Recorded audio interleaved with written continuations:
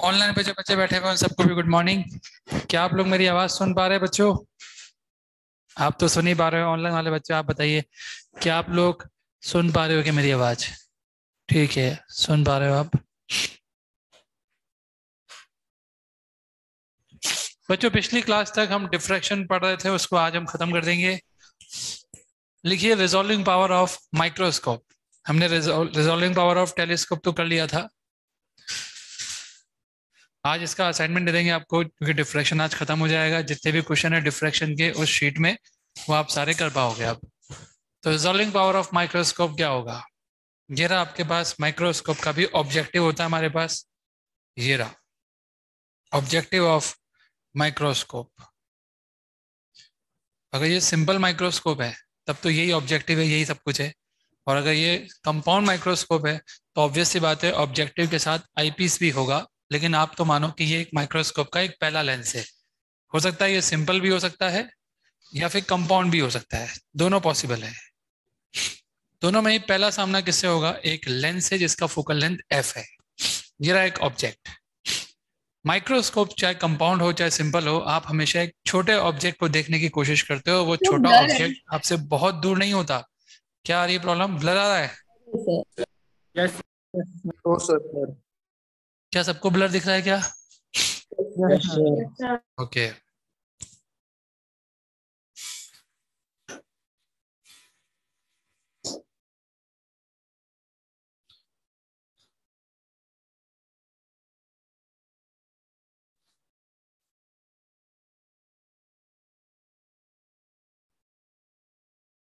RBD,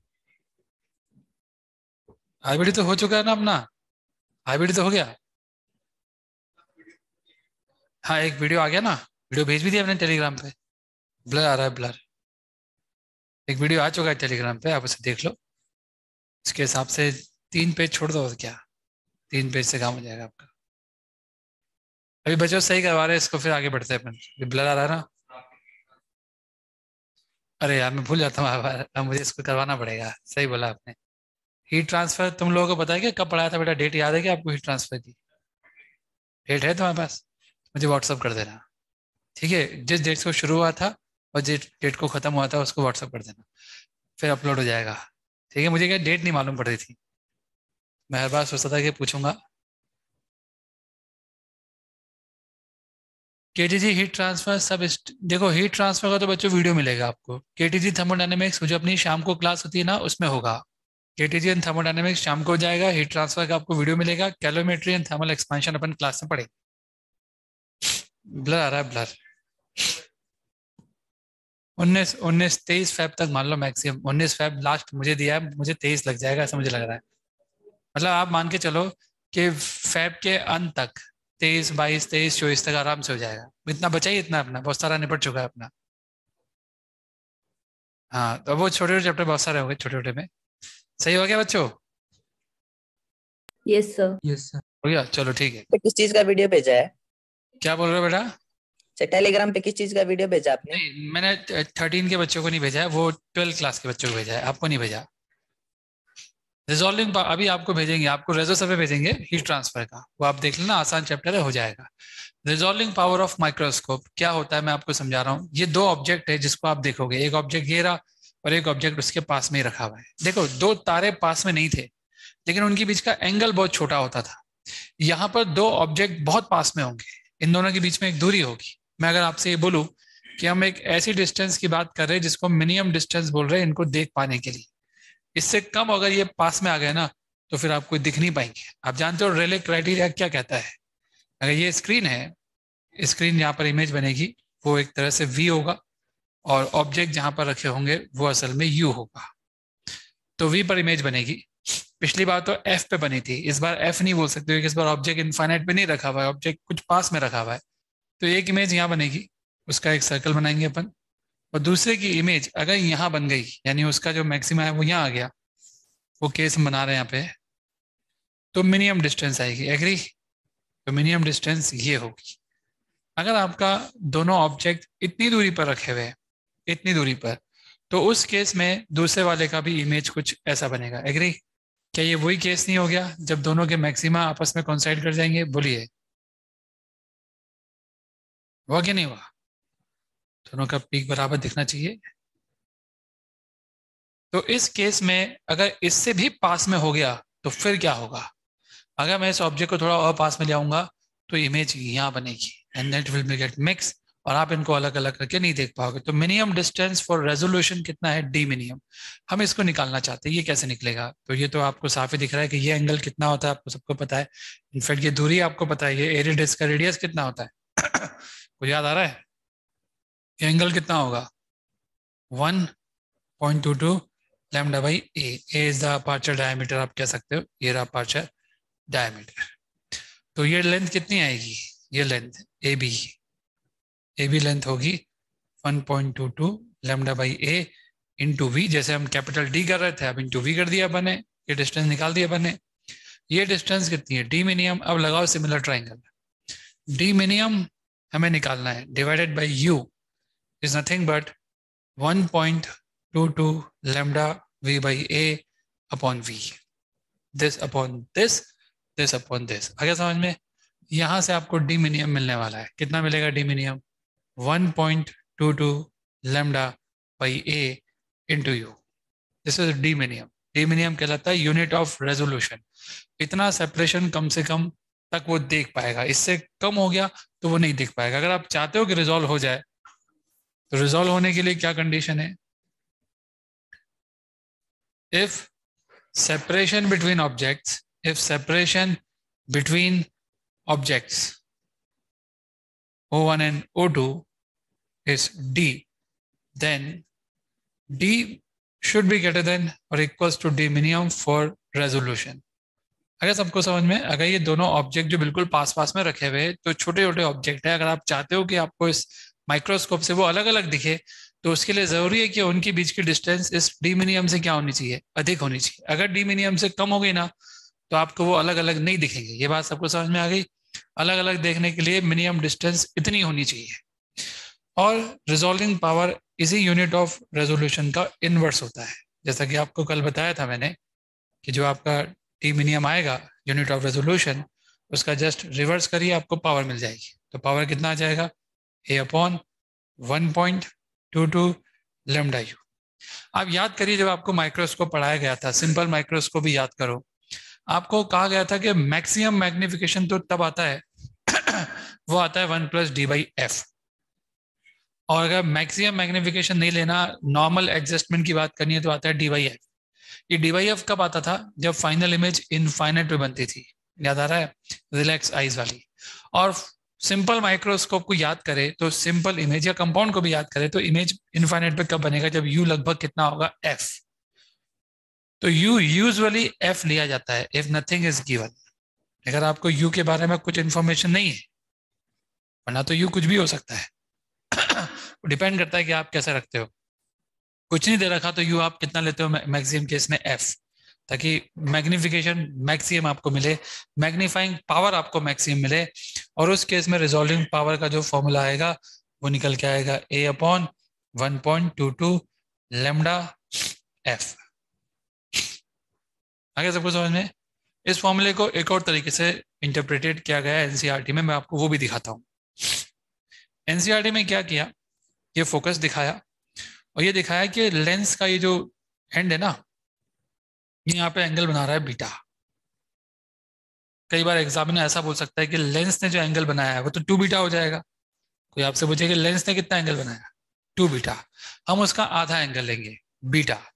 ये बताओ, ये डिस्टेंस कैपिटल एफ है, ये a/2 है, कोई रिलेशन आएगा इसमें? a/2 divided by f is nothing but 10 beta. तो a/f की जगह मैं क्या लिखूंगा? Twice of 10 beta. तो रिजॉल्विंग पावर का एक और फॉर्मूला आ जाएगा, वो आ जाएगा 2 10 बीटा अपॉन 1.22 लैम्डा।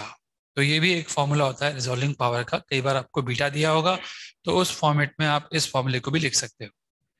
कभी कभी अगर आपसे कोई यहाँ पे पूछ ले कि रिजॉल्विंग पावर को बढ़ाने का तरीका क्या है, तो आप बोलोगे सर अपर्चर डायमीटर आपके हाथ में है, लेकिन वो तो एक चीज है, यहाँ पे एक और चीज है आपके हाथ में और वो है लैम्डा।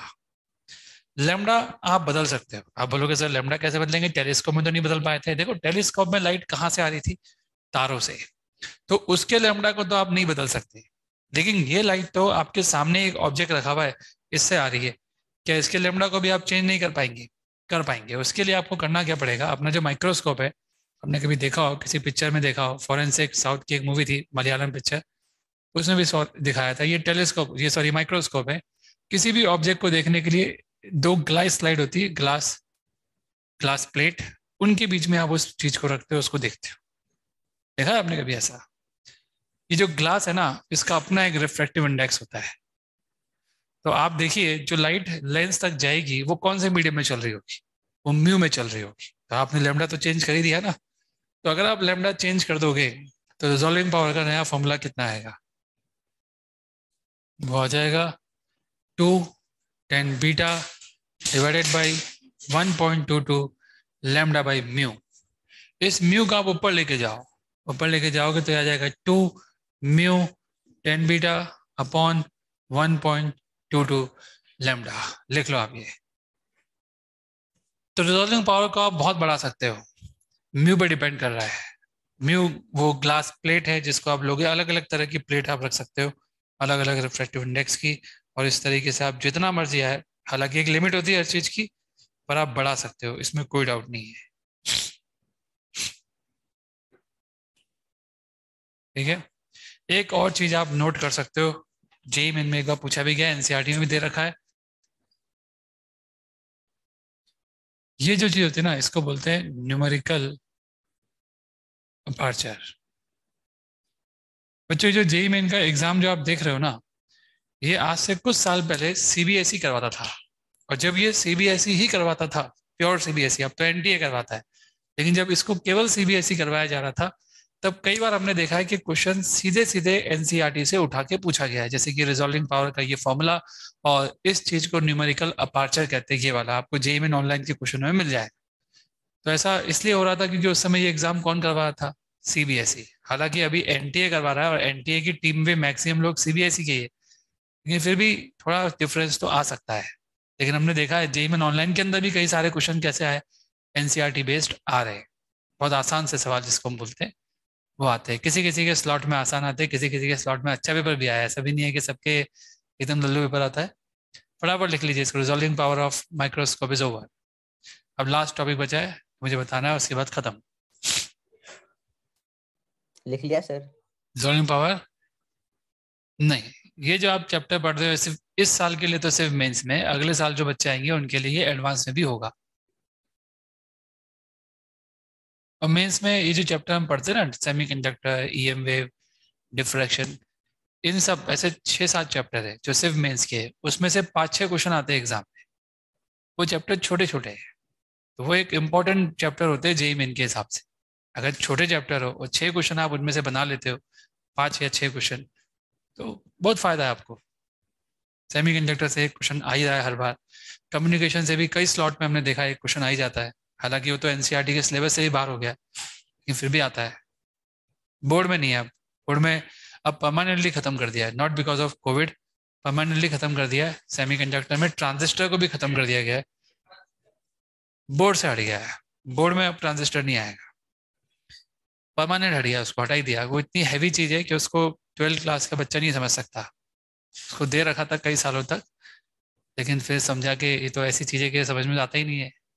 ठीक है, बहुत मुश्किल होता है समझना, और स्कूल लेवल पे समझना तो बहुत ही मुश्किल होता है, ये आप मान के चलिए। ये कोचिंग में तो फिर भी आपको समझ में आ सकता है, लेकिन स्कूल में सेमीकंडक्टर का ट्रांजिस्टर वाला पोर्शन तो बहुत मुश्किल है कि आपको समझ में आ भी जाए, उसमें बहुत कम चांसेस है, ये आप मान के चलिए। समझ गए? लिख लिया आप लोगों ने? बोलो फटाफट, लिख लिया ना सबने? आगे बढ़े फिर अपन, हटा दूं मैं इसको। यहाँ पे बीटा क्या है ये समझ में आ गया? बीटा क्या है, 2 बीटा क्या है, बताओ 2 बीटा क्या है? लिख लो अब 2 beta, angle subtend by lens at focus. Focus पे जितना एंगल सबटेंड करेगा ना, उसको हम 2 बीटा कहते हैं। क्लियर है बात? आगे बढ़ा जाए अब, चलिए आगे बढ़ते हैं फिर अपन। फोटो खींचोगे? फटाफट खींचिए।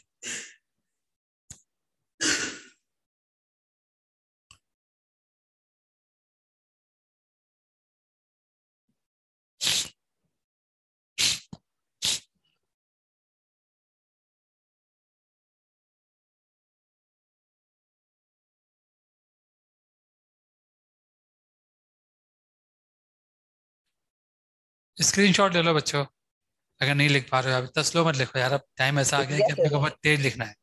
ठीक है, तुमने लिख लिया? Done sir. ठीक है, अच्छा तुम लेट आए थे इसलिए लिख नहीं पा रहे हो।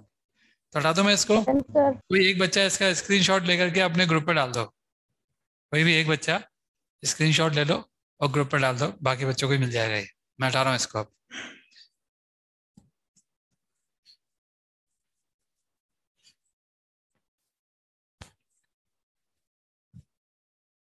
अब लिखिए फ्रेस्नेल डिस्टेंस। इस पे अभी तक एक बार भी सवाल नहीं आया, लेकिन मुझे पूरा यकीन है कभी ना कभी आएगा, क्योंकि एनसीईआरटी के लास्ट टॉपिक है ये। जब आप डिफ्रैक्शन पढ़ते हो, डिफ्रैक्शन में एनसीईआरटी में ये लास्ट में आता है, फ्रेस्नेल डिस्टेंस। ये क्या होता है? ये जो आपकी स्लिट है, इसकी विड्थ ए है। यहाँ से आप जब लाइट फेंकते हो तो आपको सबको पता है कि वो डिफ्रैक्ट होती है, और डिफ्रैक्ट होने के बाद वो थोड़ी मोटी और मोटी और मोटी मोटी होने लग जाती है। एग्री? आपकी जो बीम पतली थी ना, रे ऑप्टिक्स में तो आपकी बीम हमेशा ही कितनी की रहेगी? ए साइज की। पर हकीकत में कुछ भी हो जाए, ये बात तो कंफर्म है, theta is even a very small, a sine theta is equal to lambda है, और आप बोल रहे हो कि सर ए बहुत बड़ा है, ए इज वेरी लार्ज। मान लिया भाई आपकी बात कि ए बहुत बड़ा है, तो थीटा तो बहुत छोटा ही होगा। लेकिन इवन अगर आपका थीटा बहुत स्मॉल है, लेकिन डिफ्रैक्शन तो हो रहा है ना, भले ही बहुत कम पर हो तो रहा है। तो अगर डिफ्रैक्शन हो रहा है तो सेंट्रल मैक्सिमा, जैसे जैसे हमारी वेव आगे जाएगी वैसे वैसे सेंट्रल मैक्सिमा तो बढ़ेगा। थोड़ी देर बाद जब स्क्रीन पे आप देखोगे सेंट्रल मैक्सिमा इतना मोटा हो जाएगा। मान लो वेव यहाँ तक चलने के लिए कुछ डिस्टेंस चली, जिसको मैं जेड डिस्टेंस बोल रहा हूँ, या जेड एफ, फ्रेस्नेल डिस्टेंस बोल रहा हूँ। ये वो डिस्टेंस है जहां चलते चलते बीम कितनी मोटी हो गई? इनिशियल की डबल हो गई। जब बीम आपकी इनिशियल विड्थ की, तो वो ज्यादा दिखा दी मैंने आपको, पर जब बीम इनिशियल विड्थ की डबल हो जाती है, उस डिस्टेंस को हम क्या बोलते हैं? Z F. अगर आपकी लाइट जेड एफ से भी ज्यादा डिस्टेंस चल गई इस ओपनिंग से पास होने के बाद, तो उसका जो डिफ्रैक्शन है वो बहुत सिग्निफिकेंट डिफ्रैक्शन माना जाएगा। आप सोचिए आपकी बीम की मोटाई दुगनी हो गई, और ज्यादा चलोगे तो दुगनी से भी ज्यादा हो जाएगी। तो फिर आप ये कैसे बोल सकते हो कि हम डिफ्रैक्शन को कंसिडर नहीं करेंगे? तो हम जेड एफ को क्या बोलते हैं? लिखिए, Z F is the distance travel by the wave. Z F is the distance travelled by the wave. Z F is the distance travelled by the wave after passing through opening. After passing through opening, ZF is the distance traveled by the wave after passing through opening till width of beam or central maxima. Width of beam or central maxima become double of slit width. इतना ज्यादा divergence हो गया होगा तब तक होते होते कि आप ये कह सकते हो कि आपकी बीम काफी मोटी हो गई। कितनी मोटी हो गई? डबल हो गई। क्या आपको याद है सेंट्रल मैक्सिमा की विड्थ का फॉर्मूला क्या होता है? लेमडा कैपिटल डी अपॉन ए होता है, इंटू 2 भी होता है। याद आया कुछ? तो ये मैंने लिखा, ये हो जाना चाहिए twice of A. What is a? Width. जो विड्थ है ना आपकी, उसके स्लिट का डबल। ये तो बताया मैंने आपको, विड्थ ऑफ सेंट्रल मैक्सिमा क्या हो जाना चाहिए? डबल। कितना डिस्टेंस चले आप? Z F. आपकी स्क्रीन आपने कहाँ पे दिखाई? जेड एफ पे। तो यहाँ से जेड एफ का वैल्यू क्या आ रहा है? ए स्क्वायर बाई लेमडा। ठीक है। अब पूरे रे ऑप्टिक्स में हमने क्यों कभी भी ये नहीं माना कि डिफ्रैक्शन हो रहा है, जबकि वहां भी हमने लेंस पढ़े थे, वहां भी सर्कुलर ओपनिंग थी। हालांकि ये बात मैंने रेक्टेंगुलर ओपनिंग के लिए बोली है, लेकिन आप ऐसे समझ लो सर्कुलर ओपनिंग के लिए अलग फॉर्मूला होता होगा जो मैंने नहीं लिखा है। ठीक है, लेकिन होता तो होगा। पर आप ऐसे ही सोचो कि एक एक जो लेंस आप लेते थे उसका अपर्चर डायमीटर कितना होता है आपके हिसाब से? लेंस आपने चश्मा पहन रखा है तो उसका बता दो कितना होता है। चश्मा पहन रखा है ना आप, किसी आपने तो पहन रखा है, कितना होगा ये साइज? चलो 5 सेंटीमीटर मान लिया मैंने आपके लिए। 5 × 10 50 सेंटीमीटर का स्क्वायर। लेमडा, विजिबल लाइट का लेमडा कितना होता है? 3 × 10⁻⁴। ये सब मैंने, ये तो मैंने, ये आपने, ये तो मैंने मिलीमीटर में लिखा, नीचे वाला ये मिलीमीटर में लिखा है। कितना आ रहा है ये ZF इन मिलीमीटर? बताओ कितना आ रहा है। इसको ऊपर ले जाओ, 4 और 4 8, 10⁸ आ रहा है ना? क्या ये इतना आ रहा है? किलोमीटर में कितना आ जाएगा? 6 आ जाएगा। किलोमीटर में कितना आ जाएगा? किलोमीटर में 25/3 किलोमीटर। ठीक है। आपने ये बताइए, जब अपन ऑप्टिक्स पढ़ रहे थे, यूजुअली जब अपन ऑप्टिक्स पढ़ रहे थे, टेलीस्कोप में अपने को लेना चाहिए था, क्योंकि टेलीस्कोप में तो दूरियां होती है इतनी, ओपनिंग के बाद तो दूरी इतनी होती है। लेकिन आप मुझे बताओ, कोई ऐसा केस याद आ रहा है जब V 25/3 किलोमीटर आया हो? V, अरे आपने पूरे ऑप्टिक्स में, ये ऑब्जेक्ट था, यहाँ से रे निकली, इमेज बनी, आपकी स्क्रीन जहाँ बन वही इमेज होगी ना?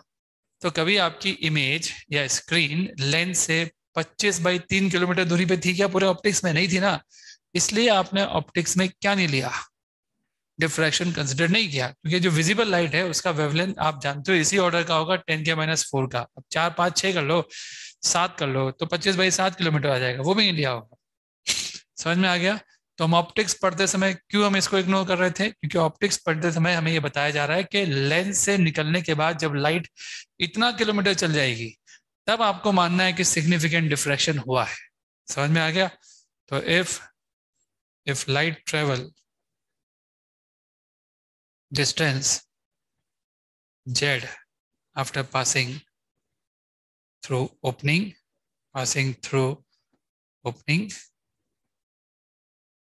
if हटा दो, if z is ZF, significant diffraction होगा, ये लिखना है आपको।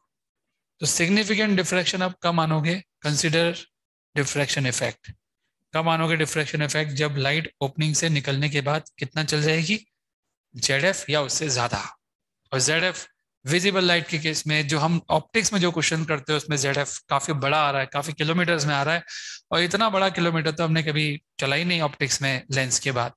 इसीलिए हमने पूरे ऑप्टिक्स में इस वेव ऑप्टिक्स को इग्नोर किया। लेकिन ये होता है, आप इग्नोर कर सकते हो, बहुत ज्यादा नहीं होता, लेकिन इसका इफेक्ट मैंने आपको दिखाया था कि आपको दूर की चीजें कैसे दिखती है? एक ही दिखती है, दो की चीज एक दिखती है। सबको समझ में आ गया? ठीक है।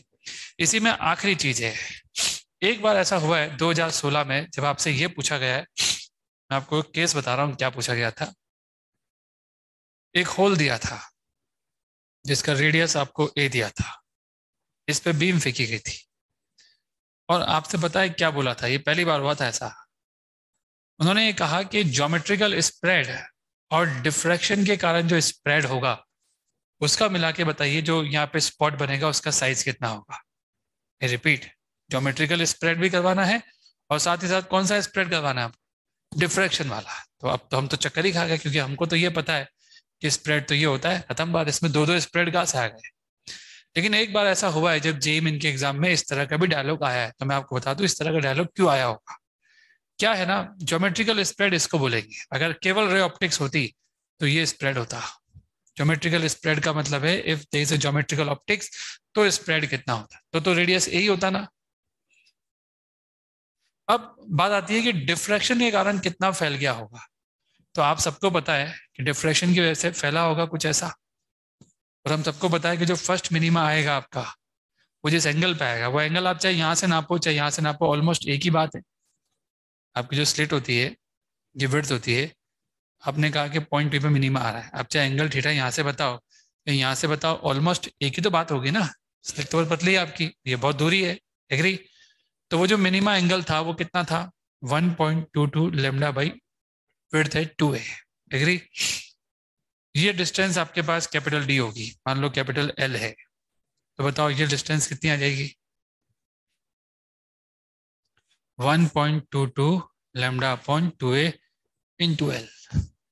तो अगर मैं आपसे पूछूं कि टोटल साइज अब क्या मानी जाएगी? साइज का मतलब radius, size of spot, radius क्या माना जाएगा? A plus 1.22 lambda L by A। आगे सबको समझ में? क्या आपको यह एहसास है कि अगर हम इस तरह से साइज निकालें तो वो साइज अलग अलग एक ही वैल्यू के लिए अलग अलग आएगी? ठीक है, ये कौन सा स्प्रेड है बीच वाला? ज्योमेट्रिकल स्प्रेड है, इसको बोलेंगे ज्योमेट्रिकल स्प्रेड है। ऐसा एक ही बार हुआ है जब दोनों स्प्रेड अलग अलग पूछे, पूछने ही चाहिए लेकिन दोनों पूछे। हाँ नीचे 2a है तो 2a लिखो। और ये वाला जो स्प्रेड है बाहर वाला स्प्रेड वो कौन सा है?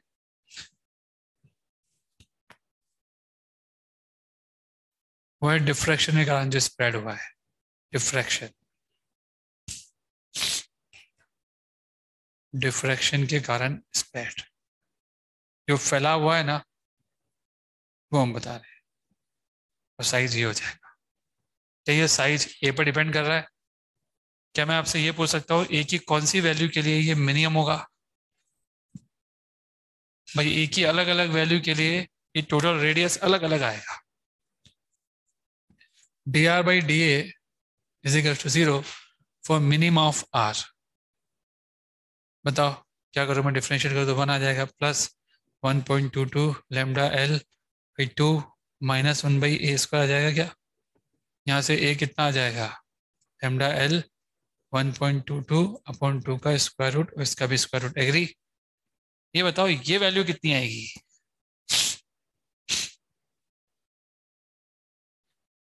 0.61 का स्क्वायर रूट लगभग कितना होगा? 0.8 0.79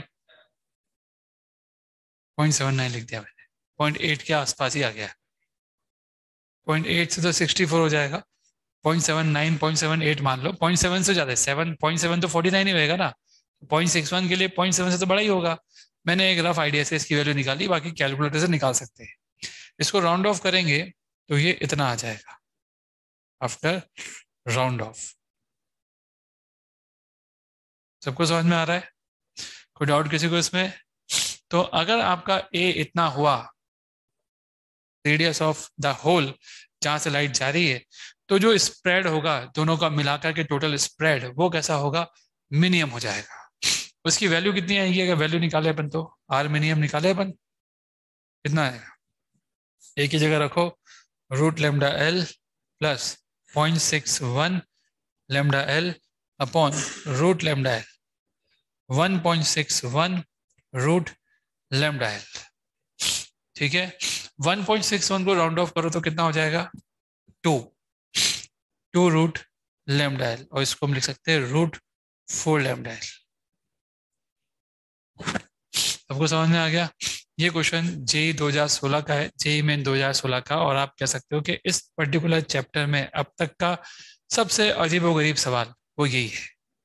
उसके बाद कभी ऐसा अजीबोगरीब सवाल नहीं आया। अब जितने भी सवाल आए वो बहुत सिंपल सिंपल आए, direct formula based, resolving power के फॉर्मूला बेस्ड क्वेश्चन आते हैं कि लैम्डा चेंज कर दिया तो रिजॉल्विंग पावर पे क्या असर पड़ेगा, अपर्चर डायमीटर को चेंज कर दिया तो क्या असर पड़ेगा, किसी लिक्विड में डुबो दिया जैसे वो जो हमने माइक्रोस्कोप में किया था तो फिर क्या क्या असर पड़ेगा, अगर न्यूमेरिकल अपर्चर आपको दे रखा है तो रिजॉल्विंग पावर क्या होगी। इस तरह के सवाल बहुत बार आ चुके हैं। आप जेईई मेन ऑनलाइन की प्रीवियस ईयर के क्वेश्चन जरूर देख लेना। डिफ्रैक्शन में आपको बहुत सारे सवाल ऐसे होंगे जो हमारी शीट में नहीं होंगे अभी इस समय, भी हम जोड़ रहे हैं। अगले साल जो शीट आएगी उसमें सब क्वेश्चन आ जाएंगे, तो अभी कुछ क्वेश्चन 2012 13 14 के नहीं होंगे, तो उनके क्वेश्चन में आपको ऐसे अजीबोगरीब सवाल भी मिलेंगे। ये तो 2016 का है ऑफलाइन का, लेकिन ऑनलाइन भी होंगे क्वेश्चन, तो ऑनलाइन के सवाल आप जरूर देखना। ये अब तक मैं फिर कह रहा हूँ डिफ्रैक्शन में जितना टफ से टफ सवाल अब तक आया है ना वो ये है। सबको समझ में आ गया है बात? इसमें देखिए राउंड ऑफ बहुत करना पड़ रहा है। राउंड ऑफ क्यों किया मैंने? क्योंकि वहां पे जो ऑप्शन थे ना उसमें ऐसे ऑप्शन तो एक भी नहीं थे, 0.7 6.2 ऐसे ऑप्शन एक भी नहीं थे, सब में पूरा का पूरा राउंड ऑफ करा हुआ था। तो इस वजह से हमें इसको राउंड ऑफ करना पड़ा, क्योंकि ऑप्शंस देख करके हमने इसका आंसर को मॉडिफाई किया और 1.61 को 2 लिखा एंड 0.79 को 1 लिखा। समझ गए? अगर ऑप्शन में इस तरह का ऑप्शन होता तो मैं राउंड ऑफ करता ही नहीं। राउंड ऑफ करने के पीछे की कहानी ये है।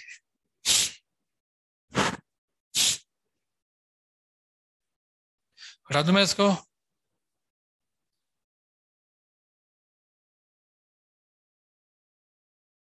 अब हम फ्लूइड मैकेनिक्स स्टार्ट करेंगे। This is all about diffraction. Start fluid mechanics. Polarization का आपको वीडियो मिलेगा।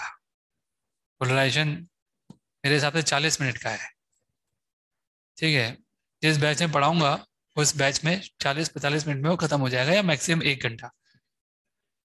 आज हो जाएगा शायद पोलराइजेशन किसी ना किसी बैच में, अगर आज हो गया तो आपको मिल जाएगा, आज नहीं हुआ तो फिर अगली क्लास में मिलेगा। लेकिन पोलराइजेशन के लिए आपको 2 या 3 पेज छोड़ने हैं।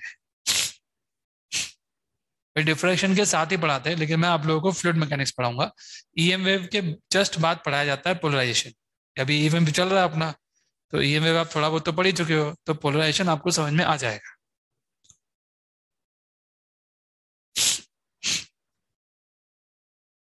देख लिया आप लोगों ने?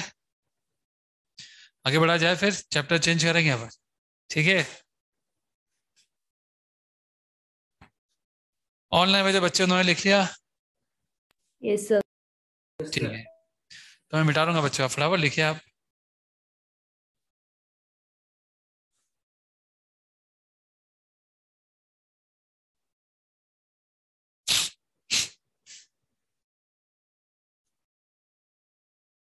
फ्लूइड मैकेनिक्स भी अपना 4 या 5 टर्न लेगा, मान के चलो आप। ये भी अच्छा चैप्टर है, एक क्वेश्चन इसमें से भी आता ही आता है। नहीं, वो अलग है। सरफेस टेंशन, इलास्टिसिटी वो अलग है, प्रॉपर्टीज ऑफ मैटर। वो हैंडआउट मिल गया ना आपको? क्वेश्चन भी होंगे।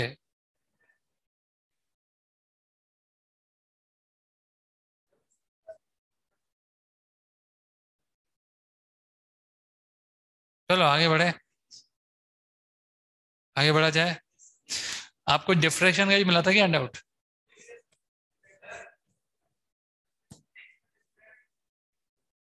नहीं, मैक्सिमम स्प्रेड हम निकाल नहीं सकते भाई। कोई फंक्शन का मैक्सिमम मिनिमा निकालने का एक तरीका है कि एक बार डिफ्रेंशिएट करो, 2 बार डिफ्रेंशिएट करो, तो आप करके देखो कि इसमें मैक्सिमा आ भी रहा है क्या।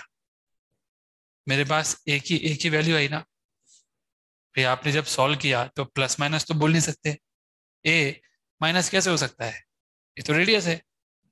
तो एक ही वैल्यू आई, और आप एक और बार डिफ्रेंशिएट करके चेक करो, वो ए वाला जो है वो मिनिमा ही आ रहा होगा, तो इसमें मैक्सिमा का क्वेश्चन बनता ही नहीं है।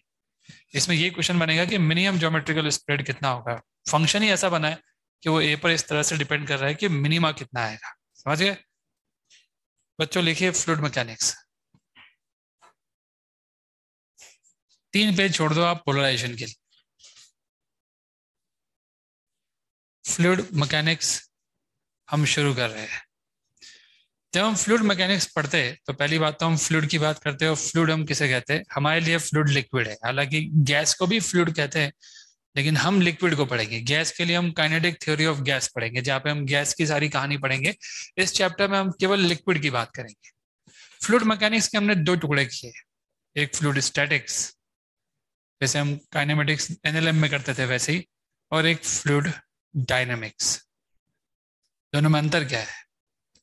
फ्लूइड स्टैटिक के अंदर हमारा जो फ्लूइड है वो एट रेस्ट है विथ रेस्पेक्ट टू वेसल जिसमें आपने उसको भर रखा है।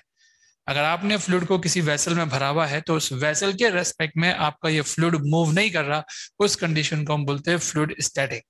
मान लीजिए ये वेसल है, इसमें आपने फ्लूइड भरा हुआ है, वेसल चल रहा है, ऑब्वियस सी बात है फ्लूइड भी उसके साथ साथ चल रहा होगा। तो आप ये नहीं बोल सकते कि फ्लूइड तो चल रहा है। वेसल के फ्रेम में फ्लूइड कैसा है? स्टेशनरी, तो हम इसको बोलेंगे फ्लूइड स्टैटिक। स्टैटिक का मतलब जो भी रेस्ट पर है वो किसके रेस्पेक्ट में है? वेसल के रेस्ट। आप ये भी बोल सकते हो कि fluid is in equilibrium with respect to vessel.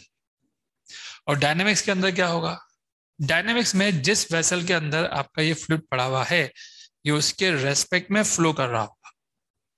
तो fluid is flowing, fluid flow with respect to vessel. जिसमें with respect to vessel fluid flow कर जाए उसे हम फ्लूइड डायनामिक कहते हैं, और जिसमें फ्लूइड वेसल के रेस्पेक्ट में फ्लो ना करे, चुपचाप पड़ा रहे, उसे हम फ्लूइड स्टैटिक कहते हैं। तो बेसिक डिफरेंस स्टैटिक्स और डायनामिक्स में यही है। एक में वेसल के रेस्पेक्ट में हमारा ये फ्लूइड बहेगा, और एक में वेसल के रेस्पेक्ट में हमारा ये फ्लूइड नहीं बहेगा। आज हम शुरू करेंगे फ्लूइड स्टैटिक। तो हेडिंग डालिए फ्लूइड स्टैटिक्स। स्टैटिक कंडीशन में जब फ्लूइड होगा तो वो क्या करेगा, क्या होगा, वो सब हम पढ़ेंगे। तो हेडिंग डालेंगे फ्लूइड इन स्टैटिक कंडीशन।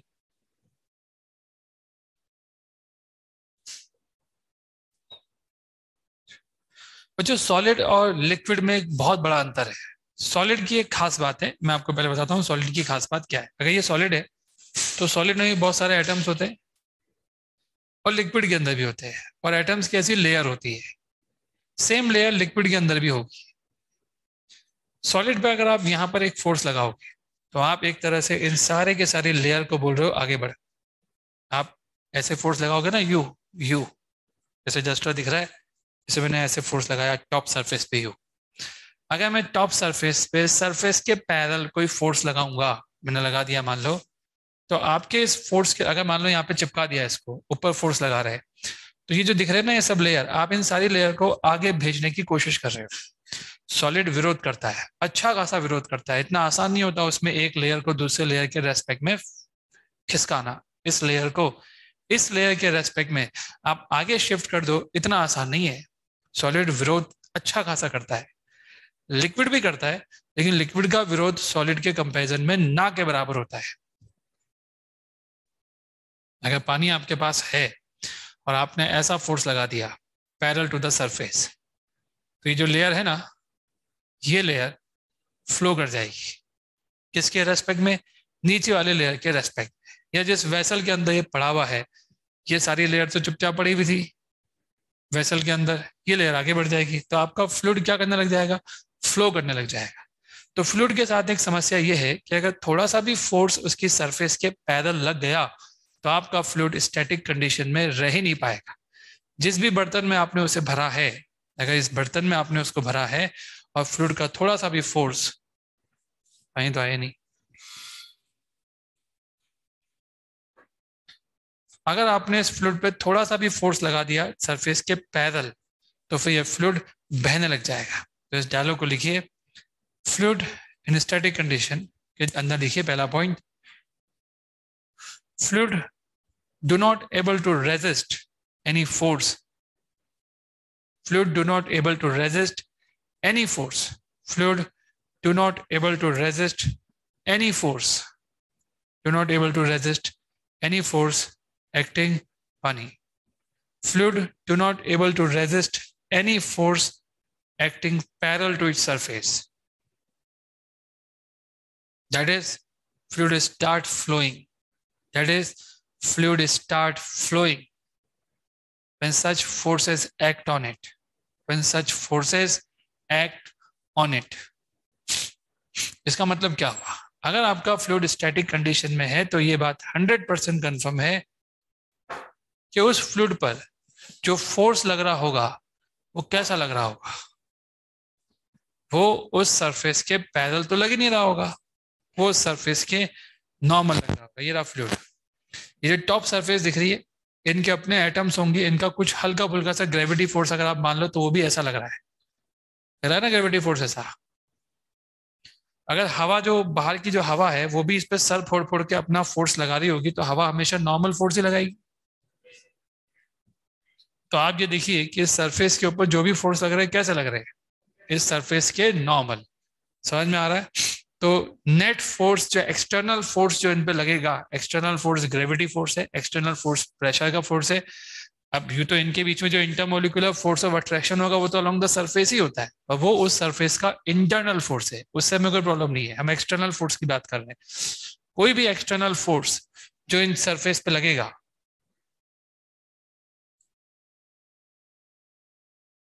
वो फोर्स हमेशा सरफेस के परपेंडिकुलर होगा। अगर आपका फ्लूइड कौन सी कंडीशन में? स्टैटिक। अगर आप कह रहे हो कि आपका फ्लूइड नहीं फ्लो कर रहा तो फिर ये 100% कंफर्म है कि फ्लूइड के सरफेस पे जो भी फोर्स लग रहा होगा वो हर हाल में, एक्सटर्नल फोर्स की हम बात कर रहे हैं, वो हर हाल में कैसा लग रहा होगा? Normal to the surface. अगर आपका ये फ्लूइड वेसल के रेस्पेक्ट में स्टैटिक कंडीशन में है। ये बात सबको समझ में आ रही है? क्या आपने कभी ऐसा देखा है कि अगर फोर्स ऐसा ना लग रहा हो तो फ्लूइड के साथ क्या होता है? सोचिए, मान लीजिए अभी आपके पास एक गिलास है जिसमें पानी भरा पड़ा है और वो अभी ऐसी है, आपने इस गिलास को टेढ़ा किया, क्या होगा? सबसे पहले तो ये होगा,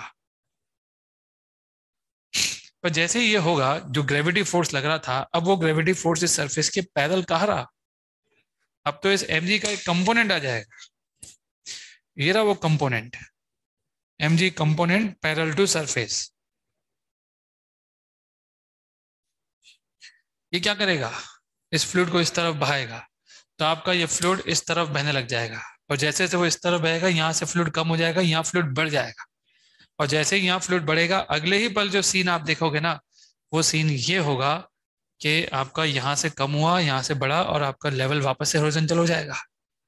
ये समझे, यहाँ पे बढ़ेगा, ऐसे समझो ऐसा हो जाएगा, यहाँ से कम हो गया, यहाँ बढ़ गया, ये सीन हो जाएगा।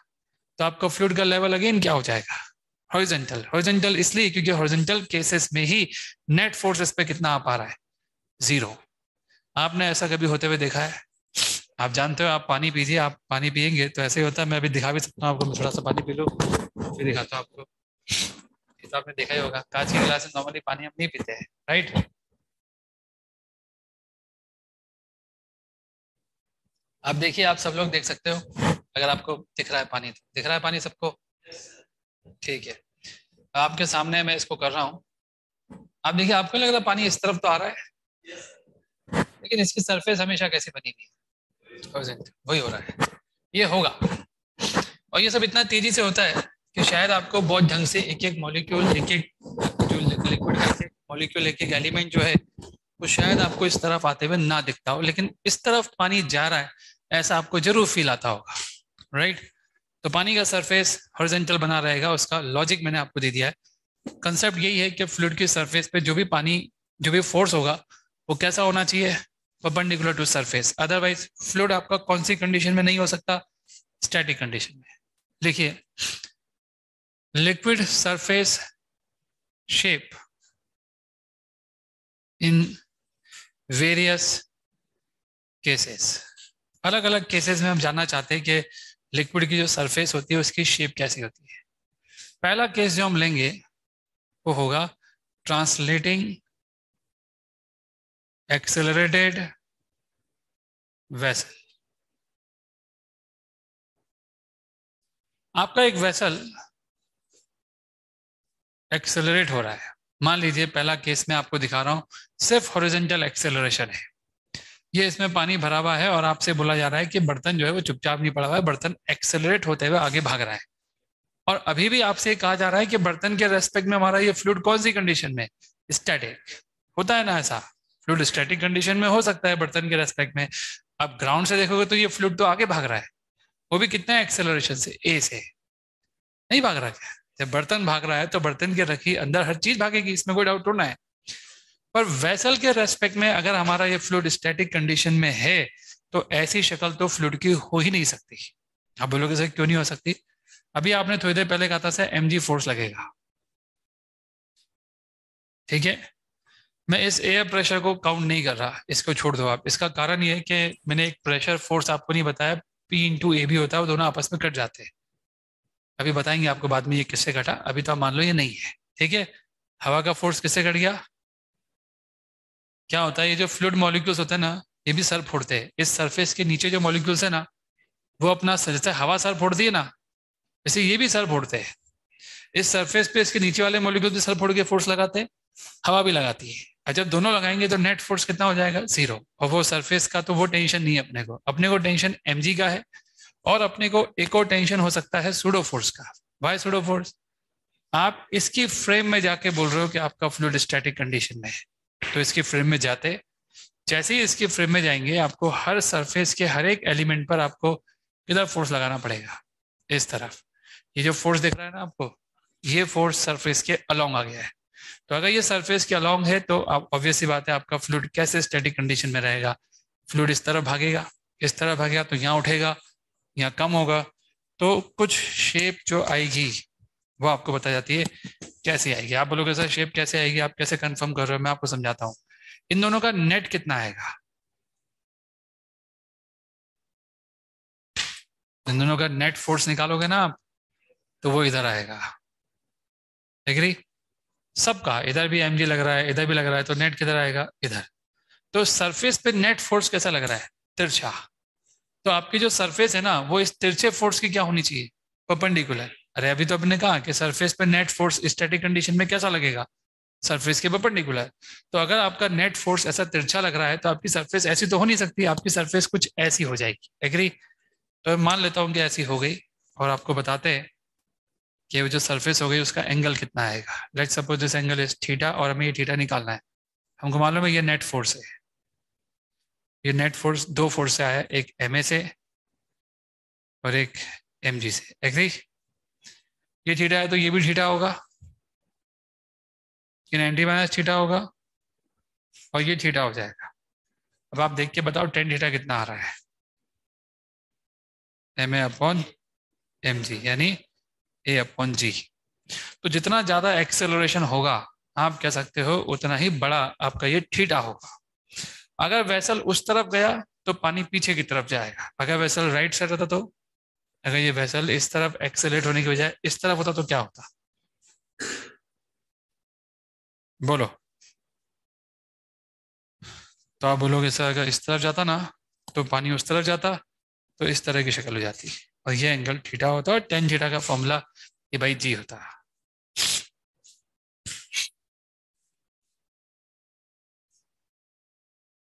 मतलब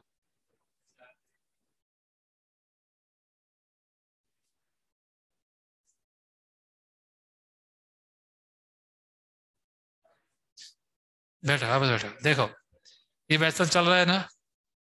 अगर आप इसको ग्राउंड फ्रेम में तो हम कर नहीं रहे, हम कौन से फ्रेम में जा रहे हैं? वेसल फ्रेम में। क्यों जा रहे हैं?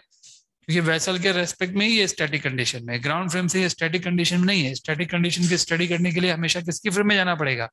वेसल की। जैसे ही मैं वेसल की फ्रेम में गया, मैंने सूडो फोर्स लगाया और मैंने देखा कि सरफेस पे नेट फोर्स ऐसा लग रहा है। अब अगर नेट फोर्स ऐसा लग रहा है हर जगह पर, तो आपकी सरफेस ऐसी तो हो ही नहीं सकती। आपकी सरफेस ऐसी होगी, है ना? हर जगह पर ऐसी होगी, तिरछी।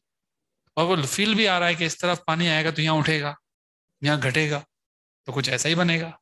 अब जो ऐसा बनेगा, तो क्वेश्चन ये था कि ये फ्लैट सरफेस बनेगा कि पैराबोला बनेगा कि हाइपरबोला बनेगा, क्या बनेगा? तो उसके लिए हमने ये तय किया कि हम ये थीटा निकालें। हर पॉइंट पे आप ये थीटा निकालोगे ना, हर पॉइंट पे, तो वो ए बाई जी आएगा। एवरी पॉइंट, सिर्फ इस पॉइंट पे नहीं, आप यहाँ भी निकाल के देख लो। यहाँ पे जो तिरछी सरफेस बनेगी आपकी, MA MG वही है, नेट वही आएगा। तो अगेन टेन थीटा कितना आएगा? ए बाई जी। तो पूरी इस सरफेस के हर पॉइंट पे टेन थीटा कितना आ रहा है?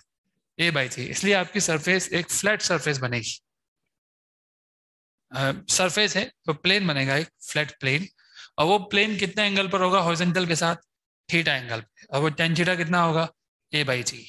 मान लीजिए आपका ये वेसल हॉरिजॉन्टल और वर्टिकल दोनों तरफ एक्सेलरेट करता, तो फिर टेन थीटा कितना होता? मान लीजिए ये सीन होता कि ये इधर भी चल रहा है और इधर भी चल रहा है, दोनों तरफ। अब आपसे बोलते कि भाई अब बताओ एंगल कितना आएगा। तो जो फंडा आपको समझ में आया उसके हिसाब से तो ये समझ में आया कि MG के अलावा सूडो फोर्स भी आएगा। ठीक है ना? नहीं आएगा क्या? यहाँ तो MG आएगा ही आएगा, सूडो फोर्स इसका उल्टा आ जाएगा इधर, और एक इसका भी उल्टा आ जाएगा। तो आपको ये समझ में आ गया कि नीचे की तरफ वहां आपने MG लिखा था, यहाँ पे कितना लिखोगे? MG plus AY। जी इफेक्टिव भी बोल सकते हो आप इसको, अगर बोलना चाहो तो।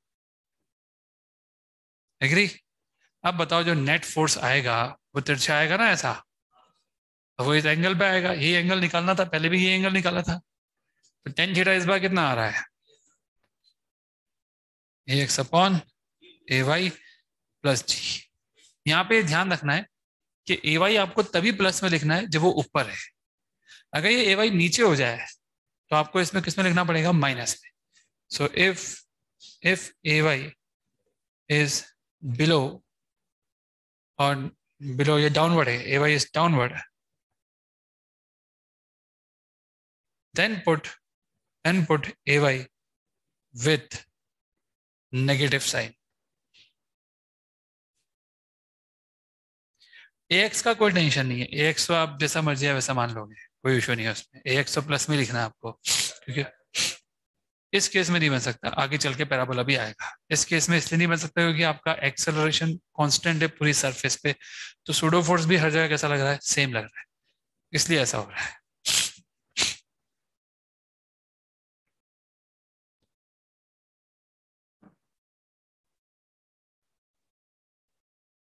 अभी तो सवाल देते हैं आपको, इस पे फॉर्मूले लिख चुके हो आप, अब सवाल की बारी है। पहला सवाल आपके सामने है। ठीक है, इसको नोट कर लो, फिर आगे बढ़ते हैं अपन।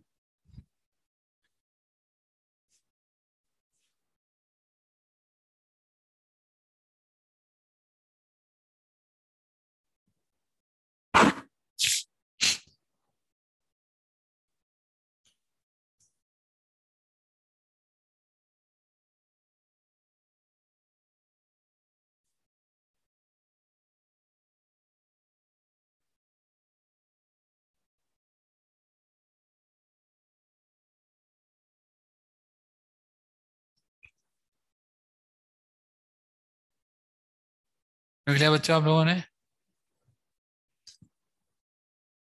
Yes, sir.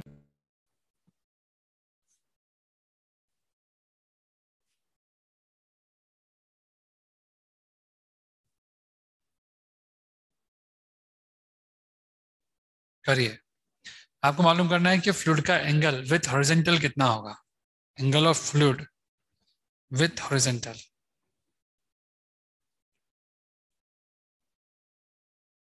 अगर नी भी लिखा हुआ है तो वो स्टैटिक कंडीशन ही होगी। वेसल के अंदर फ्लूइड क्या करेगा, और स्टैटिक कंडीशन में ही रहेगा वो। करिए सवाल।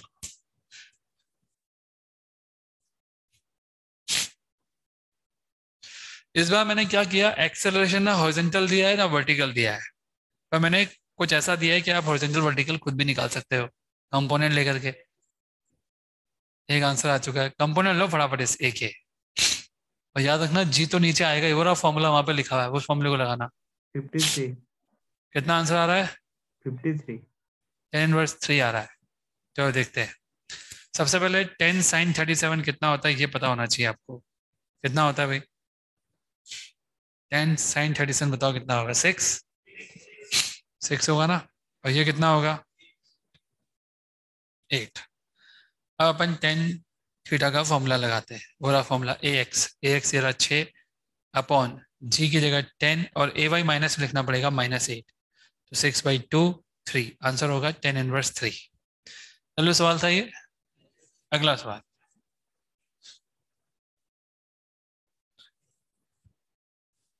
ये इंक्लाइन प्लेन दे रखा है 37 डिग्री एंगल पर। ये एक बर्तन दे रखा है जिसको हमने रिलीज कर दिया है फ्रॉम द रेस्ट। ये स्मूथ सरफेस है तो ये सब नीचे जाएंगे आराम से। इसके अंदर पानी भरा हुआ है। मेरा आपसे सवाल है, determine the angle of water with the incline plane. मैंने आपसे इंक्लाइन प्लेन से एंगल पूछा है। इंक्लाइन प्लेन से एंगल तो मैंने आपको निकालना सिखाया नहीं, हॉरिजॉन्टल से जरूर सिखाया है। तो आप एक काम करना, पहले हॉरिजॉन्टल से एंगल निकालना। हॉरिजॉन्टल से आपको इंक्लाइन प्लेन का भी एंगल पता है, इसका भी मिल जाएगा, तो फिर आप दोनों के बीच में कितना एंगल है वो भी निकाल पाओगे। Determine the angle of the surface with incline plane. हम इंक्लाइन प्लेन से एंगल का कोई डायरेक्ट फॉर्मूला हम नहीं जानते। हम वैसल अगर एक्सेलरेट हो रहा है तो हॉरिजॉन्टल के साथ उसकी वाटर सरफेस का कितना एंगल होगा वो हम बता सकते हैं। आप पहले वही निकालो।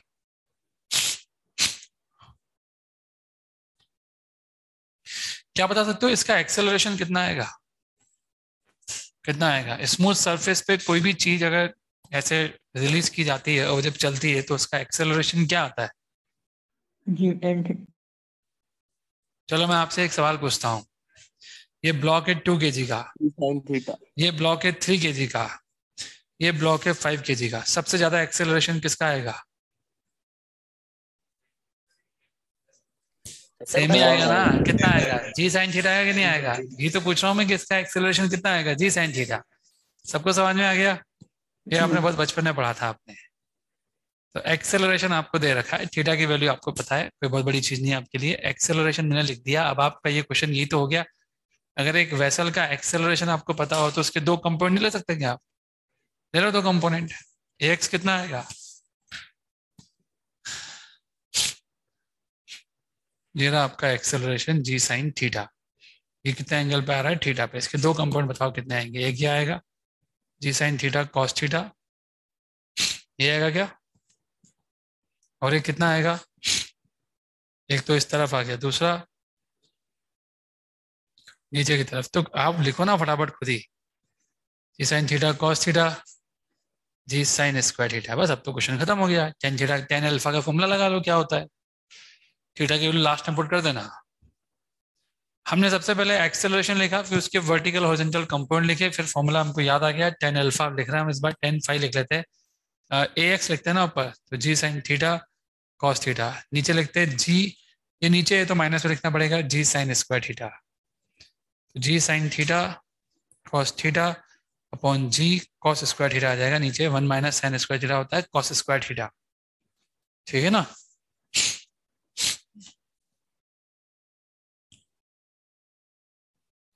कितना आया आंसर? tan फाई आ जाएगा tan theta, and phi is nothing but theta. आया समझ में? एकदम आसान।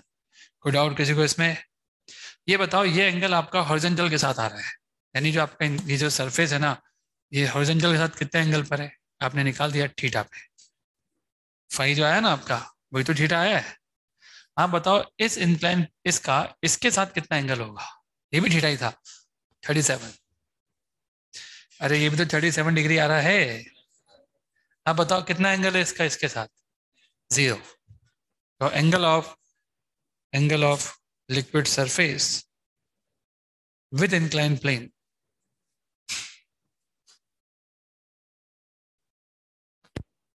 इज 0। आप कह सकते हो कि surface parallel to incline plane है।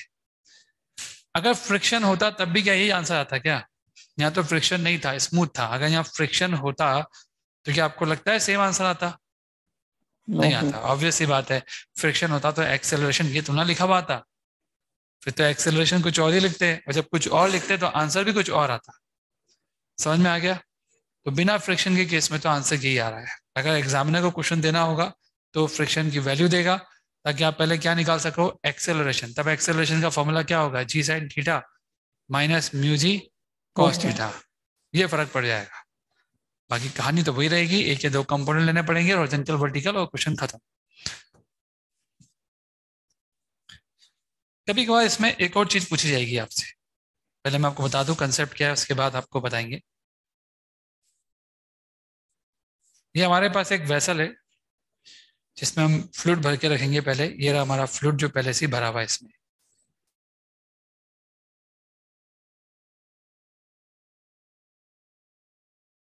ये फ्लूइड हमने ऑलरेडी भर रखा है, शुरुआत में इतना फ्लूइड भर रखा है हमने। अगर आप इसको एक्सेलरेट करवाओगे इस तरफ, तो फिर एक बात तय है कि यहाँ से फ्लूइड उठेगा और यहाँ से घटेगा, और नई सरफेस आपको पता है हमने भी थोड़ी देर पहले बनाए थे, कुछ ऐसी बन जाएगी। एग्री?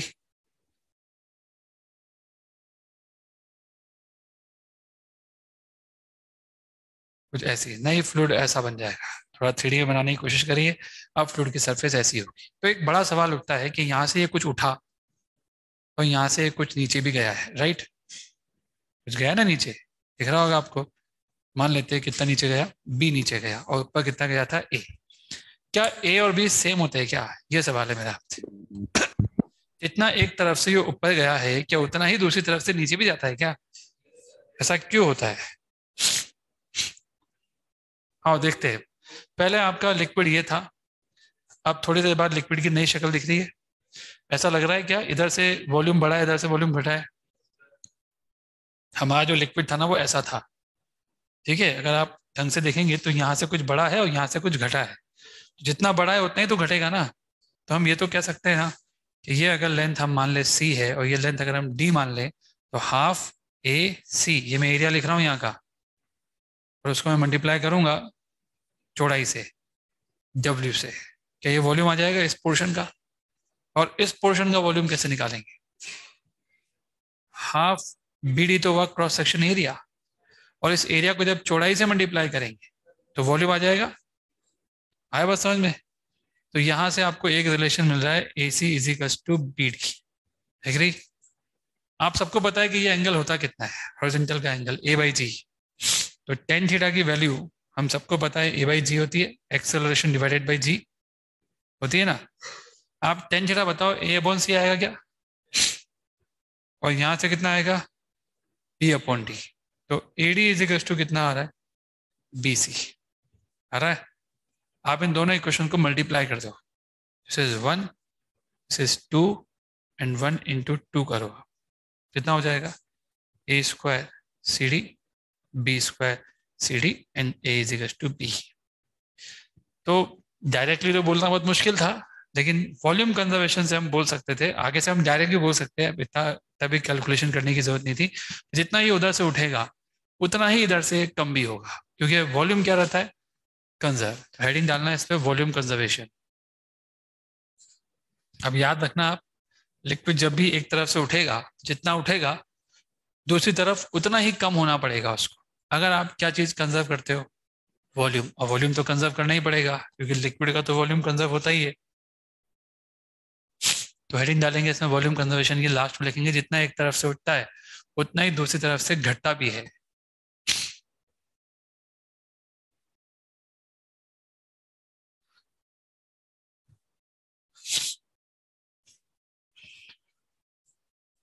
जितना एक तरफ से उठेगा उतना ही एक तरफ से घटेगा।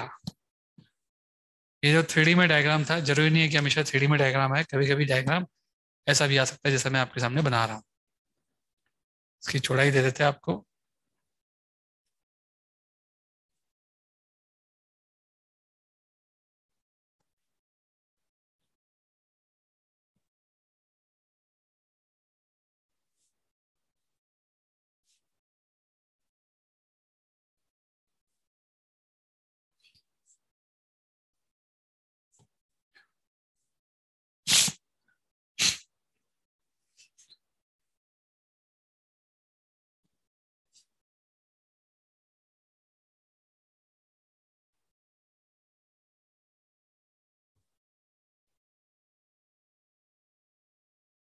देख लिया आप लोगों ने कंसेप्ट। एक तरफ से जितना ऊपर उठेगा दूसरी तरफ से उतना ही कम होगा। पहले आप ये लिख लो, फिर अगला सवाल आपके सामने है।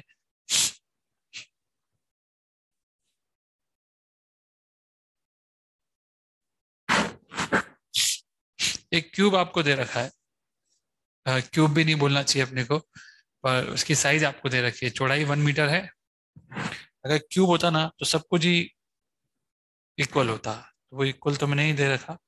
चाहो तो इक्वल दे देते, उसको भी 4 ही कर दो, क्यूब हो जाएगा। फिर ये नहीं भी करो तो भी कोई फर्क नहीं पड़ता। अब सवाल लिखे, अगला सवाल शुरू करें अपन। सर लास्ट क्वेश्चन में बी क्या था? क्या बोल रहे हो बेटा? बी सर नीचे वाली लाइन थी ना जो नीचे ये का रही है। भी, ये रहा भी, हाँ। यस।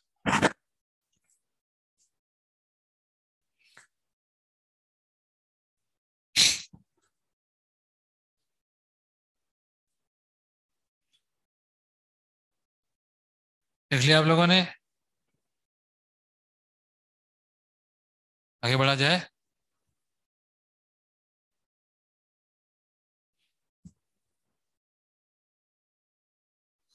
सवाल क्या है?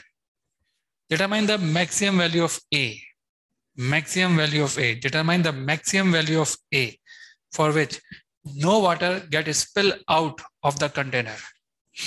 Determine the maximum value of A so that no water get spill out. Spill out का मतलब बाहर नहीं निकलना चाहिए, बाहर छलकना ही चाहिए। बाहर पानी छलक गया, एकदम से बाहर निकल गया, तो बाहर ना निकले उसके लिए मैक्सिमम कितना एक्सेलरेशन इस कंटेनर को हॉरिजॉन्टल डायरेक्शन में दे सकते हैं।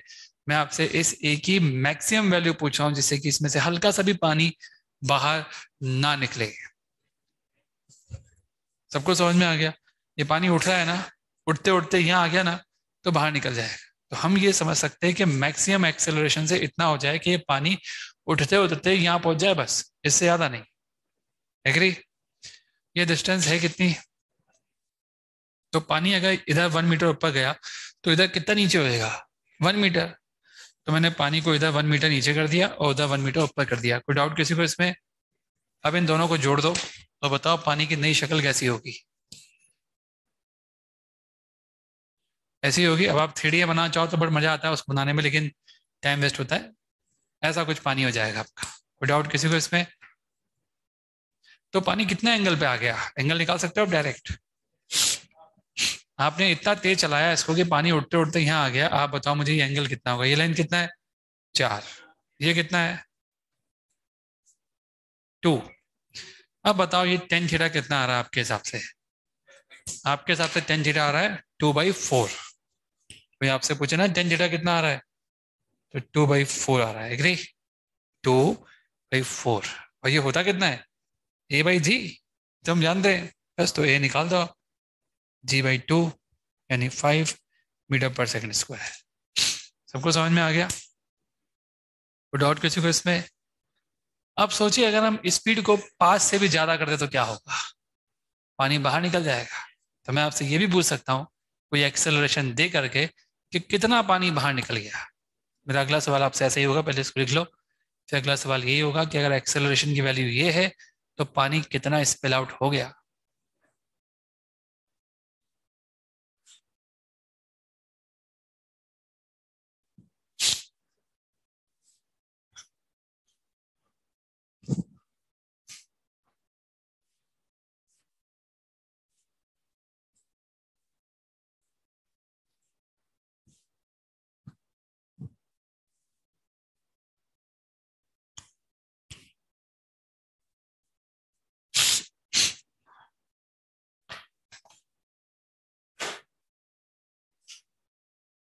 लिख लिया आप लोगों ने बच्चों? ठीक है, अगला सवाल लिखिए। सेम वेसल है इन द अबव क्वेश्चन, इसी क्वेश्चन में लिखो in the above question if acceleration of vessel is 10 meter per second square. In the above question, if acceleration of vessel is 10 meter per second square, how much volume of water get spill out? In the above question is acceleration is 10 meter per second square. आपने 5 दिया था, अब मैं 5 की बात आपने की थी, मैं तो 10 दे रहा हूँ आपको। तो 10 में तो कुछ ना कुछ पानी बाहर जाएगा ना। तो मैं आपसे यही पूछ रहा हूँ कि कितना पानी बाहर निकल गया। Determine the volume that get spill out.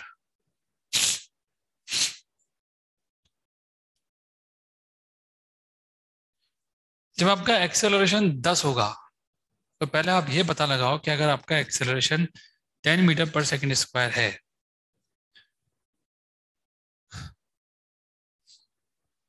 तो 10 से ही बड़ा करते हैं अपन इसको। 10 भी छोटा लग रहा है मुझे, 10 से ही बड़ा करो। 15 लिखो, 15 है, और बड़ा किया मैंने, थोड़ा क्वेश्चन को अच्छा बनाए। 15 मीटर पर सेकंड स्क्वायर के एक्सेलरेशन हम इसको चला रहे हैं, ठीक है। सबसे पहले पता लगाओ ऐसे क्वेश्चन में कि टेन थीटा आएगा कितना। अब कितना आया? 3/2, ठीक है। टेन थीटा 3/2 से मतलब ये है कि ये हाइट बड़ी होगी, ये हाइट छोटी होगी। अगर आप टेन थीटा निकाल रहे हो दिस अपॉन दिस करते हो ना आप, तो टेन थीटा अगर 1 से बड़ा आ गया आपका, इसका सीधा मतलब ये कि ये लेंथ और इस लेंथ में बड़ा कौन होगा? ऊपर वाला लेंथ। अब एक बात बताओ, अगर आपका एक्सेलरेशन इतना हो गया है कि वाटर स्पिल आउट होने वाला है, ये तो आप चेक कर ही सकते हो ना, आपसे पूछा ही जा रहा है कितना पानी स्पिल आउट हुआ, मतलब पानी इसके ऊपर निकल गया है। तो अब जो पानी का लेवल होगा ना वो यही रहेगा, क्योंकि पानी इससे जितना भी ऊपर था वो तो निकल गया, यही बचा रह गया। तो हाईएस्ट पॉइंट जो होगा वो तो फिक्स हो गया, इसी पे आएगा। इधर वाला सिरा कहाँ होगा ये फिक्स नहीं हुआ, ये आपको निकालना है। उसमें आपको ये टेन थीटा मदद करेगा। टेन थीटा कितना है? 3/2। मैं आपसे पूछता हूँ कौन सा ऑप्शन हो सकता है? क्या आपको ये समझ में आ रहा है कि ये ऑप्शन हो सकता है क्या? अरे ये तो 4 से छोटा हो गया, ये 4 हो गया ना, ये गलत हुआ कि नहीं हुआ? अभी तो आपको मालूम पड़ रहा है टेन थीटा कितना आ रहा है? 3/2। इसका मतलब क्या है? इसका मतलब ये तो नहीं हो सकता ना। ठीक है, हटाओ इस केस को। तो अब कौन सा केस हो सकता है? मतलब इस दीवार पे नहीं आना चाहिए कहीं पे। क्या ऐसा हो सकता है? हो सकता है आराम से, क्यों नहीं हो सकता? चलो छोड़ो, ये भी छोड़ो। आपको ये तो मालूम है ना ये एंगल थीटा होगा, ये भी थीटा होगा ना। तो आप तो एक काम करो, आपको नहीं पता कितना होगा, पर आपको ये तो दिख रहा होगा कि कुछ ऐसा गैप आएगा और tan theta this upon this होगा। चलो मैंने गलत समझा दिया आपको। ये समझ में आ गया ना आपको लाइन? जीरा समझ में आ गया? आपको मैंने क्या समझाया कि टेन थीटा अगर 3/2 आ रहा है, इसका मतलब क्या है? ये वाली चीज बड़ी होगी, ये वाली चीज छोटी होगी। तो कॉमन सेंस तो यही कहता है आपका। तो अब बताओ मुझे, ये लेंथ आप निकाल पाओगे क्या? ये कितना है? 4 है, ये x है, तो 4/x इज इक्वल टू 3/2 हो जाएगा। x कितना आ जाएगा? 8/3। इससे क्या फायदा होगा? निकाल दिया आपने x, उससे क्या होगा? क्या आपको ये समझ में आ रहा है कि अब जो लिक्विड है उसका वॉल्यूम हम निकाल सकते हैं? कितना होगा वॉल्यूम ऑफ लिक्विड जो अभी प्रेजेंट है? हाफ 4 इंटू एक्स इंटू 4, ये रहा 4, हाफ 4 इंटू एक्स इंटू 4। जब आपका x मालूम है तो वहां रख देना, आपको वॉल्यूम ऑफ लिक्विड मिल जाएगा। इनिशियल वॉल्यूम कितना था लिक्विड का?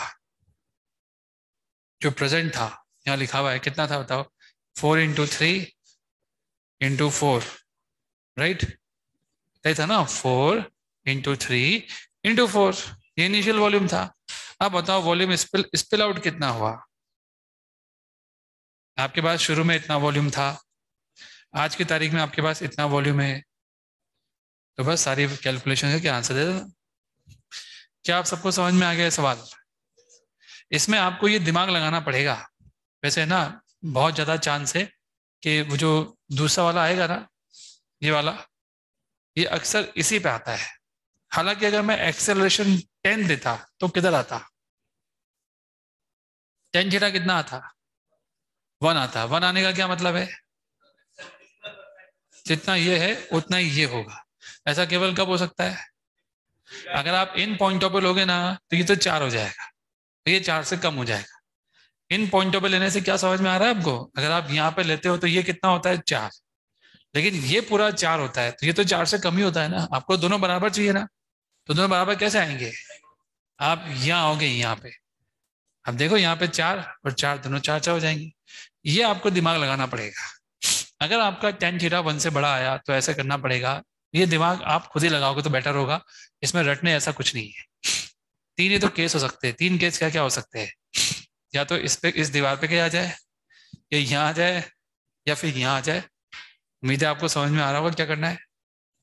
कोई डाउट किसी को इसमें?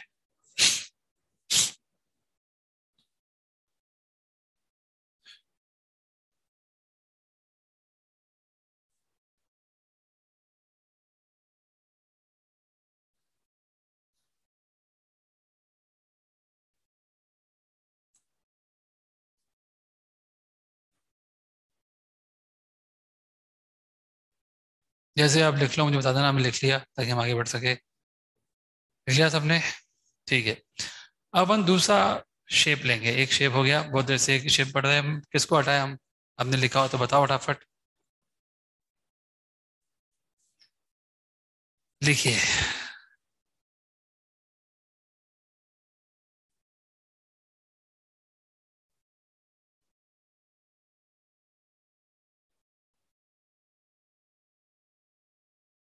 लिख लिया सबने?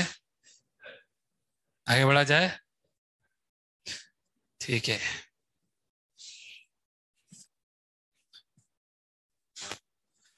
अब केस 2 लिखेंगे। अभी तक हमने ट्रांसलेटरी देखा था, अब अपन ऐसा वेसल लेंगे जो कि रोटेट करेगा, रोटेटिंग वेसल, प्योर रोटेशन, वो भी प्योर रोटेशन।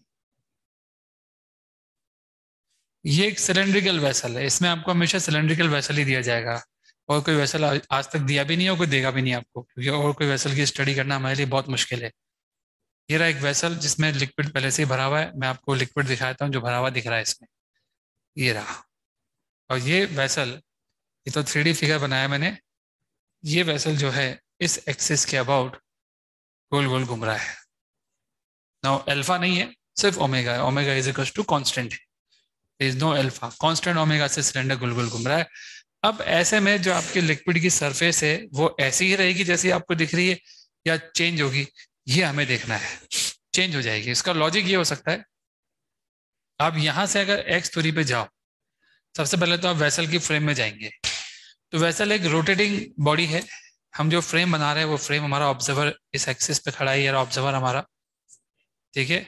और हमारा ऑब्जर्वर भी रोटेट कर रहा है, किसके साथ साथ, वेसल के साथ साथ, क्योंकि वो वेसल की फ्रेम से ही अटैच कर रखा है।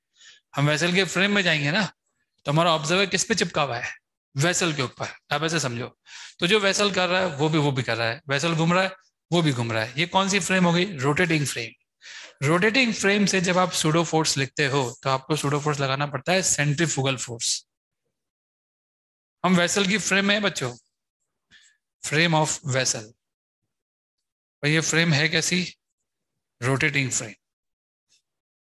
पहले तो ट्रांसलेटिंग फ्रेम थी, क्योंकि पहले अगर आप वेसल के ऊपर कोई चीज चिपकाते थे तो वो क्या कर रही थी, वो सिर्फ ट्रांसलेट कर रही थी। अब आप जब चिपका रहे हो तो वो क्या कर रही है, वो रोटेट कर। तो रोटेटिंग फ्रेम में जब देखा तो ये आया, और नीचे एमजी तो लगी रहा है। इस बार जब नेट फोर्स निकालेंगे सरफेस पे तो आपको साफ दिखाई दे रहा होगा, ये फोर्स कहेगा कि पानी को उधर जा। यहाँ पे भी ऐसा ही होगा, अगर आप इधर भी निकालोगे तो यहाँ पे भी ये आएगा, एम ओमेगा स्क्वायर एक्स इधर आएगा और एम जी इधर आएगा, और ये फोर्स लिक्विड को बोलेगा दूर जा। पूरे अगर सर्कल पे दिखाऊं मैं आपको, तो पूरे सर्कल पर लिक्विड को ये आदेश होगा कि दूर भाग। तो होगा ये कि एक्सिस के पास का जो लिक्विड है वो तो कम हो जाएगा, और पेरिफेरी पे जो लिक्विड है उसका अमाउंट बढ़ जाएगा। समझ में आ रहा है? पर इस बार शक्ल कैसी होगी ये हमें जानना है सरफेस की। पिछली बार शक्ल कैसी थी? स्ट्रेट लाइन, प्लेन सरफेस थी। अगर आप यहाँ पे नेट फोर्स निकालो, इस नेट फोर्स का डायरेक्शन आपको एंगल मालूम पड़ जाएगा, उसी के होता है परपेंडिकुलर। ये एंगल आता है ना हमेशा, सरफेस आपकी इसके परपेंडिकुलर होती है, याद करो आप। यदि हमारी सरफेस का एंगल अगर आपको निकालना है कि सरफेस कितने एंगल पे होगी, तो ये थीटा है, ये 90 माइनस थीटा होगा, और आप कह सकते हो कि ये एंगल कितना होगा? थीटा। तो इस जगह पर जो आपकी सरफेस होगी वो जिस एंगल पर होगी हॉरिजॉन्टल के साथ, वो थीटा है। और मैं वो टेन थीटा आपको बता रहा हूँ कितना आएगा। टेन थीटा आ जाएगा M omega square X upon M G. So tan theta is nothing but omega square X by G. यहाँ पे आपको एक खास बात दिख रही है, आपका पॉइंट जहां पर है उस दूरी पर डिपेंड करेगा टेन थीटा। एग्री? इसका मतलब आप कह सकते हो कि इस बार जो इंक्लाइन सरफेस आएगी उसका एंगल हर जगह सेम नहीं है। अगर मैं आपसे पूछूं कि उसका एंगल एक्सिस पे कितना होगा, एक्सिस पे आप यहाँ खड़े हो, एक्स जीरो पुट करो, जीरो आएगा। तो हर जगह एंगल सेम थोड़ा है। अब हम 3D से 2D में आते हैं, क्योंकि वही हमको समझ में आएगा। फिर ये हमारी सरफेस पहली वाली, और ये सिलेंडर ऐसे घूम रहा है, तो आपको मालूम है ये नीचे आ जाएगा, ये ऊपर जाएगा। तो नई सरफेस कैसी होगी? नई सरफेस पता नहीं कैसी होगी, लेकिन इतना पक्का है कि फ्लैट तो नहीं होगी, क्योंकि फ्लैट होती ना तो हर जगह एंगल कैसा आता है? सेम आता है। यहाँ पे ये भी समझ में आ रहा है कि जैसे जैसे हम दूर जाएंगे ना एंगल बढ़ेगा। तो मैं एंगल बढ़ा रहा हूँ, शुरू में एंगल जीरो होगा, एंगल बढ़ रहा है, एंगल बढ़ता जा रहा है, बढ़ता जा रहा है, बढ़ता जा रहा है, बढ़ता जा रहा है, ऐसे बना दिया मैंने। इधर भी एंगल शुरुआत में जीरो होगा, बढ़ता जा रहा है, बढ़ता जा रहा है, बढ़ता जा रहा है, बढ़ता जा रहा है, मैंने बढ़ा दिया। मान लो ये ओरिजिन है, मैं 2D में आ गया हूँ। ये वैसे तो ये एक सरफेस बनेगा, लेकिन वो तो पैराबोलॉइड कहलाएगा। अभी आपके सामने एक सरफेस बनने वाली है। ये देखिए, ये सरफेस दिख रही है ना आपको। हमको अभी तक ये नहीं पता कि ये सरफेस है कौन सी, इसका नाम क्या है इस सरफेस का, या इस लाइन का क्या नाम है, हमको नहीं पता। कैसे निकालेंगे? यहां से जब हम एक्स दूरी पे गए थे, तो यहाँ पे जो इंक्लाइन सरफेस का जो एंगल आया था थीटा, वो हमको पता है ना कितना आया था? कितना आया था? ओमेगा स्क्वायर एक्स बाई जी। क्या आप इसे स्लोप ऑफ कर्व नहीं कहेंगे? अगर ये कर्व है, तो उस पॉइंट पे ये स्लोप ऑफ कर्व नहीं कहलाएगा? टेंजेंट खींचा मैंने उसके सामने, देखो आप। तो स्लोप ऑफ कर्व आप जानते हो क्या होता है? D y by d x. क्या अगर आपको स्लोप पता है तो क्या आप कर्व की इक्वेशन नहीं निकाल सकते? बिल्कुल निकाल सकते। उसमें है ही क्या? बोथ साइड इंटीग्रेट कर दो आप, लिमिट लगा दो आप। X is to zero limit लगा सकते हो, या लिमिट मत लगाओ, सीधा वाई लिखो, omega square x square by 2g लिखो, प्लस एक कांस्टेंट लगा दो। कांस्टेंट निकालते रहेंगे बाउंड्री कंडीशन से। और ये क्या बन गया? पैराबोला। तो आप कह सकते हो कि जो सरफेस आएगी ना वो पैराबोलिक होगी या पैराबोलॉइड होगी। Surface is paraboloid. अब बोलोगे ये पैराबोलॉइड नाम कहाँ से आ गया? पैराबोला ही कर देते। अगर आप पैराबोला को सर्कुलर मोशन दे दो ना, आपके पास एक पैराबोला हो और आप उसको ऐसे घुमा दो, पैराबोला को ऐसे घुमा दो, तो एक सरफेस बनेगी। उस सरफेस को हम क्या बोलते हैं? पैराबोलॉइड। तो ये पैराबोलॉइड ही बन रहा है। हालांकि ये पैराबोला है, लेकिन पैराबोला को घुमा दिया जाए ओमेगा से, तो जो सरफेस बनती है उसको नाम दिया गया है पैराबोलॉइड। समझ गए? तो ये पैराबोला हो गया। यहां पे भी अगर आपसे कोई पूछे कि पहले लिक्विड का लेवल ये था, तो लिक्विड कुछ नीचे गया और कुछ ऊपर भी गया, दिख रहा है आपको? तो जितना वो नीचे गया होगा ना, उतना ही वो ऊपर भी गया होगा। क्लियर है बात? ये बताइए मैक्सिमम हाइट कब आएगी पानी की? जब ये x is to capital R होगा। When x is capital R, y is y max। y max दिखा दूं मैं आपको, इस डिस्टेंस को हम y max कहते हैं। और y max की वैल्यू कितनी आ जाएगी? y max की वैल्यू आ जाएगी omega square R square by 2g plus c। Right? सबको समझ में आ गया? What about y minimum? Minimum कब आएगा? हाँ, x 0 पे आ रहा है, y minimum. So when x is equals to 0, y is y minimum. तो अगर हम y मिनिमम निकाले तो वो कितना आ जाएगा, x की जगह 0 पुट करो, 0 प्लस c, तो y मिनिमम कितना आ गया, c।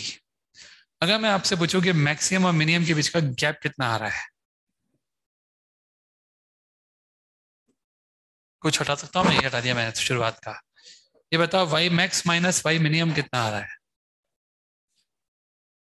अगर मैं ग्राफ से देखूं, डायग्राम से, तो 2 भी आ रहा है, और अगर यहां से माइनस करूं मैं तो आ रहा है omega square r upon 2g। Agree? r square upon 2g। देखो b कितना आ गया, ये b आ गया। अगर मैं आपसे पूछूं कि मैक्सिमम हाइट कितनी आ रही है, capital H plus P। What is capital H? Original level. Liquid का ओरिजिनल लेवल कितना था, H। तो y मैक्स कितना है, देख के बताओ। ये ओरिजिनल लेवल है, जितना वो था नीचे ऊपर बराबर गया, तो y मैक्स कितना आ गया, H प्लस B।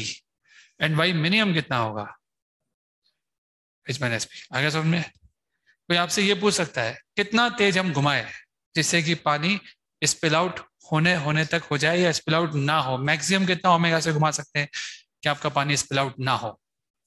तो आपका जो सिलेंडर होगा ना, उसकी अपनी एक हाइट होगी L। आप इतना तेज घुमाना कि y मैक्स किसी भी हालत में क्या ना हो जाए, L से ऊपर ना चले जाए। y मैक्स की मैक्सिमम वैल्यू कितनी अलाउ है, L, for no spill out. For no spill out of water, अगर आप चाहते हो कि पानी स्पिल आउट ना हो, y मैक्स को आप इक्वेट करो L के, इससे आपको मैक्सिमम मिल जाएगा। समझ में आ गया? y मैक्स इनफैक्ट L से छोटा होना चाहिए, ऐसे लिखो आप।